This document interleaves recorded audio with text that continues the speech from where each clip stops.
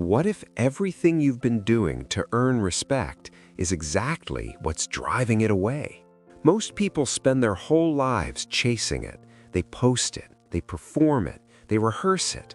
And every time they finally get the applause they wanted, they feel empty. There's a reason for that. And once you understand it, you'll never chase approval the same way again.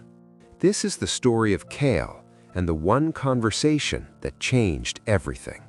In a small, quiet village nestled between rolling hills, there lived a young man named Cale. Cale was not a bad person. In fact, by all appearances, he was one of the kindest souls in the village. He helped carry heavy loads for elderly neighbors, but only when the market square was crowded. He donated grain to struggling families, but made sure to announce it loudly at the well. He smiled, he bowed, he performed, and the village loved him for it. They clapped, they praised, they told stories about his generosity around firelit tables. But every night, when Cale returned home and the door closed behind him, the silence felt unbearable. He would sit at the edge of his bed and stare at his hands, hands that had done good things, hands that had helped people. So why did his chest feel so hollow? He told himself he simply needed more recognition, more praise, more proof that he mattered. So he worked harder at being seen. But the emptier he became, the louder he performed. And deep down, some quiet part of him already knew the truth. He just hadn't met anyone brave enough to say it out loud. Then one autumn morning, a traveler arrived at the edge of the village. His name was Nestor. He was old, simply dressed, and carried nothing but a worn walking stick and an unhurried sense of peace that seemed almost suspicious to people accustomed to urgency.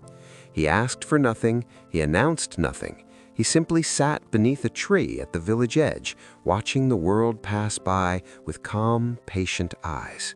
Naturally, Cale noticed him. And so, with all the confidence of a man who believed his reputation preceded him, Cale approached the old man and sat down. He told Nestor everything, the good deeds, the praise, the crowds. He told his story like a man reading a resume. When he finished, Nestor was quiet for a long moment. Then he said, gently, "Tell me, Cale, have you ever watched a mirror in a dark room?" Cale frowned. He said, "Yes, of course." "The mirror is beautiful, isn't it? It reflects everything around it perfectly. But when the light is taken away, it shows nothing. It has no light of its own. Now tell me, have you ever stood beneath an old oak tree?" Cale nodded slowly. That tree did not grow tall by asking people to watch. Its roots pushed through stone in the dark, through cold, through drought. No applause, no audience, and yet there it stands, giving shade to strangers who never once thanked it. Cale sat very still, because for the first time he understood what had been missing. He had built himself like a mirror, dependent on the light of others' attention to have any shine at all. He had never once tried to grow like the oak. Nestor wasn't finished. He leaned forward and spoke carefully, as a man does when he wants to make sure the words land correctly. "There is a trap that catches good people, Cale. It is built from praise. When you perform a good act and the crowd applauds, your mind registers something dangerous. It believes the goal has been completed. The applause felt like the destination, so it stops pushing forward. The energy that should have fueled your next act of courage, your next quiet sacrifice, it gets spent celebrating the last one." Cale thought about all the times he had felt that sudden, deflating exhaustion after being praised, that strange lack of motivation the morning after a moment of public recognition. He had always blamed himself for being lazy. He had never considered the applause itself was the thief. Respect is like a shadow, my friend. If you chase it, it runs ahead of you. But if you walk steadily towards something real, something purposeful, it follows you behind you without being asked. That evening, Cale walked home differently, not because everything had changed, but because he finally knew what needed to. The changes Cale made were small, invisible even. He repaired a broken fence on the north road before dawn while the village still slept. He left a basket of provisions at the door of a widow who had never spoken 2 words to him, and he didn't knock. He helped a young farmer move stones from his field on a Tuesday afternoon, and when the farmer tried to tell others, Cale shrugged and changed the subject. It was strange at first. There was no crowd, no applause, no one watching, just the work and the quiet and himself. And something unexpected happened. Instead of emptiness at the end of the day, there was stillness, a deep, grounded kind of stillness that didn't need anything from anyone. It wasn't the loud pride of being seen, it was something quieter and far more durable, the kind of pride that doesn't need to announce itself because it has nowhere left to prove itself to. Weeks passed, then months. Cale did not stop doing good, but he stopped performing it.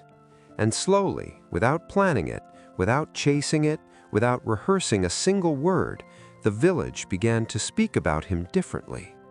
Not as the generous young man who helped at the market, but as the man who could be trusted, the man whose word meant something, the man whose quiet, consistent presence had somehow become the backbone of the community. He had become, without ever trying to be, respected. Here's what Cale's story teaches us, and what most people spend a lifetime learning too late. Performative goodness is a debt disguised as a gift.